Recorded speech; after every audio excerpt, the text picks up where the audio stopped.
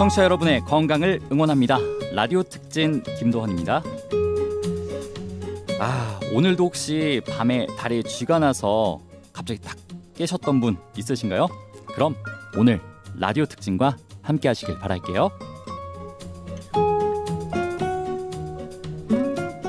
네, 라디오 특진 오늘은 흉부외과 전문의 정윤상 과장님과 함께 하도록 하겠습니다. 과장님 안녕하세요. 네, 안녕하세요. 네, 라디오 특집 3부작 이 하지 정맥류에 대해서 알아보고 있습니다. 하지 정맥류에 대해서 저희가 자가 진단하는 법까지 간단히 알아봤어요. 그렇다면 이제 치료가 필요한 경우를 알아봐야 할 텐데 보통 어떻게 치료를 하나요? 다행히 정맥류의 치료는 장기간 입원이나 복잡한 치료 과정을 요구하지는 않고요. 그 하지 정맥류에 대한 치료는 비교적 덜 침습적이고 외래 통원 치료라든지 단기 입원으로 시행할 수 있는 경우가 대부분입니다. 다행이네요. 네. 그 첫 번째 치료는 압박 치료라고 하는 것인데요. 그 압박 스타킹을 단독적으로 치료를 해도 효과가 있는 부분이 있고 수술 치료 후에도 보조적인 치료로 반드시 시행을 하는 치료입니다. 압박 치료가 일단 있다. 네. 그다음으로 어떤 치료가 있죠? 그 다음에는 경화요법이라는 게 있는데 경화제라는 어떤 정맥을 폐쇄시킬 수 있는 주사를 주입을 해서 그 치료를 하는 건데요. 그 정맥 시스템을 완전히 변화시키거나 새로운 정맥류가 형성되는 것을 막는 것은 아니기 때문에 추후에 재발할 수도 있고 굵은 정맥이라든지 정맥 판막 부전이 심한 경우에는 효과가 없는 경우도 있긴 있습니다. 이건 좀 효과가 없을 수도 있겠네요. 네네네. 그래서 이제 근본적인 치료로는 수술적인 치료와 레이저 또는 고주파를 이용한 시술하는 방법이 있습니다. 수술 방법으로는 피부 절개를 해서 수술로 제거를 하는 방법으로 그 발거술이라고 하는데요. 발거술이요. 네. 그 건강보험에서 급여 인정도 되므로 경제적인 측면에서도 환자의 부담이 가장 적은 방법이라고 보시면 됩니다. 네. 그 외에도 최근에는 이제 레이저나 고주파를 이용한 정맥류 시술이 있는데요. 그 발거술을 대신해서 효과적인 치료로 각광을 받고 있습니다. 절개 없이 혈관에 그냥 바늘구멍만 낸 다음에 그 레이저 파이버나 고주파 카테터를 삽입 후에 그 열 에너지 가지고 혈관 내 손상을 일으켜서 혈관을 수축시키고 폐쇄시키는 방법이라고 보시면 됩니다. 그 외에도 최근에는 베나실이라는 어떤 혈관 내 생체 접착제를 주입을 해서 치료하는 법도 있습니다. 정말 다양한 방법이 있네요. 들어봤을 때는 일단은 가장 끌리는 거는 첫 번째로는 이제 압박 치료. 네. 이게 제일 좀 왔다 갔다 하면서 편할 것 같고 그 다음으로는 이제 이거네요.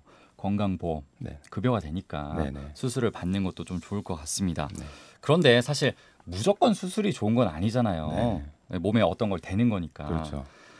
그렇다면 이제 수술이 꼭 필요한 경우도 있고 안 해도 됩니다. 이런 경우도 있을 텐데 어떤 방법으로 구분을 할 수가 있을까요? 일단은 너무 심한 경우는 결국에는 수술이나 시술을 필요한 경우가 좀 많이 있긴 있는데요. 그 혈관의 크기나 그 상태에 따라서 수술이나 시술 아니면은 그냥 압박요법 이렇게 고려할 수가 있는데 초음파로 봐서 혈관 크기가 너무 크거나 혈관 내 시술할 수 없을 정도로 꼬불꼬불할 경우에는 수술적인 치료를 요하는 경우가 많고 아까도 말씀드렸듯이 발거술만 건강보험이 인정이 되기 때문에 수술적인 방법이 가장 경제적으로 부담이 적은 방법이긴 한데 최근에는 이제 시술 방법이 너무 좋아졌기 때문에 건강보험이 되지 않아도 어떤 실손보험이나 이런 것들을 들어놓으신 분들이 많기 때문에 그쪽에서 다 인정이 되고는 있어서 본인이 들어놓은 게 있으면 확인해 보시면 좋을 것 같습니다. 여러 가지 차선책이 널리 있다. 이 말씀이시잖아요. 맞습니다.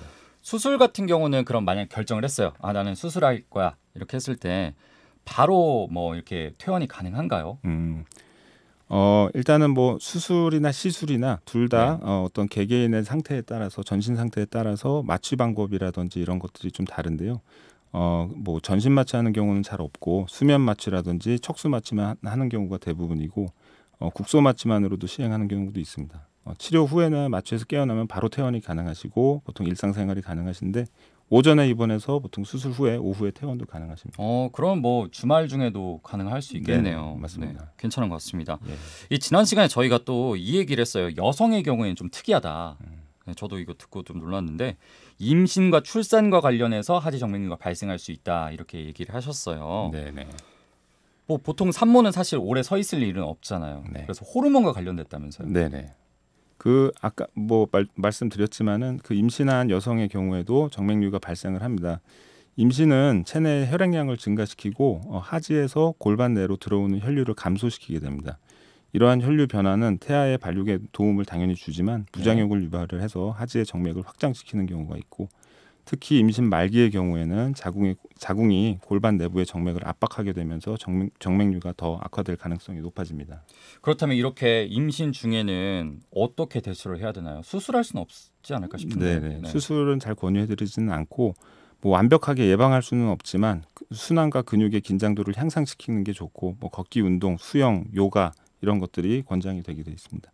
임신 시에 만약 발생을 한 경우에도 뭐 압박 치료만 유일하게 치료 방법으로 일단은 알려져 있습니다.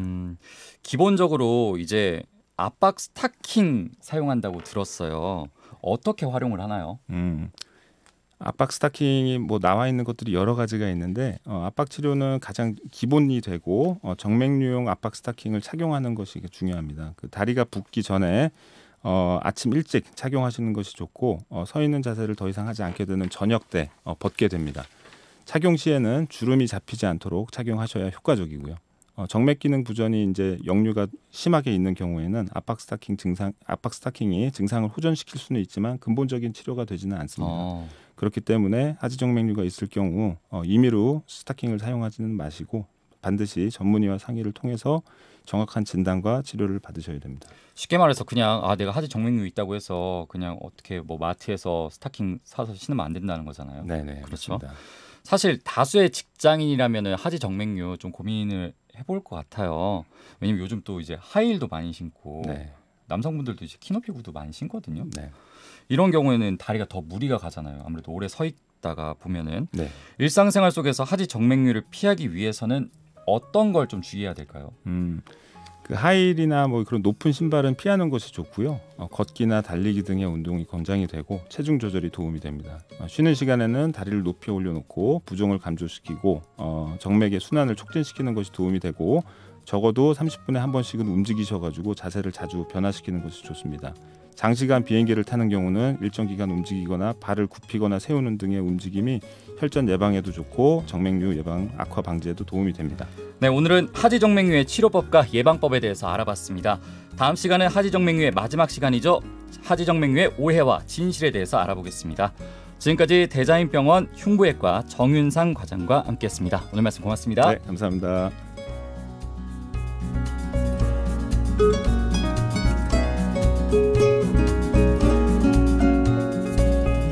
thank you